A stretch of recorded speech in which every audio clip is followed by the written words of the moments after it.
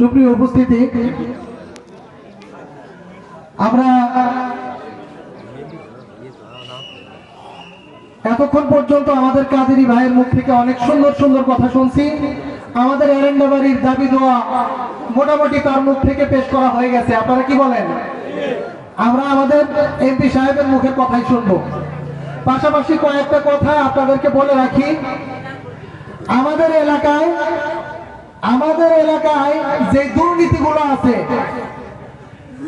এগুলো এই দুর্নীতি বন্ধের জন্য আমাদের প্রত্যেককে এক একজন পাহারাদারের ভূমিকায় অবতীর্ণ হতে হবে। বলেন ঠিক না ঠিক?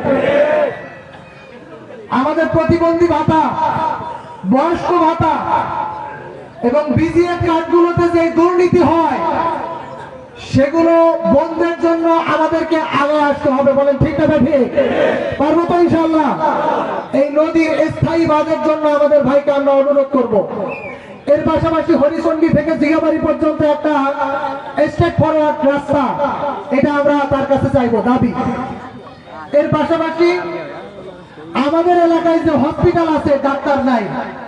আমাদের ওয়ারেস ভাইয়ের নির্বাচনী একটা ইস্তেহার ছিল, ডাক্তার আমাদের হসপিটালগুলোতে ডাক্তারের ব্যবস্থা করা, এটা আমরা দাবি জানাই। আমাদের মা বোনদের প্রসব বেদনা যখন শুরু হয় তখন অনেক সময় গাইবান্ধা সদরে নেওয়ার পূর্বেই নৌকার ভিতরে ডেলিভারি হয়ে যায়। এই জন্য আমাদের হসপিটাল ভবন করা আছে 2 তলা পর্যন্ত, এখানে স্থায়ী ডাক্তারের প্রয়োজন। আমরা দাবি জানাই আপনি এই ডাক্তারের ব্যবস্থা করবেন ইনশাআল্লাহ। এর পাশাপাশি স্পিড বোর্ডের প্রয়োজন। মোল্লাচর ওইখানে যিনি নির্বাচিত হয়েছেন আব্দুল করিম ভাই, উনি মোল্লাচরের লোকদেরকে কথা দিয়েছেন স্পিড বোর্ডের ব্যবস্থা করবেন। আমরা দাবি জানাই আমরা গাইবান্ধা সদরে দ্রুত পৌঁছে যাওয়ার জন্য আমাদের স্পিড বোর্ডের ব্যবস্থা আপনি করে দেবেন ইনশাআল্লাহ।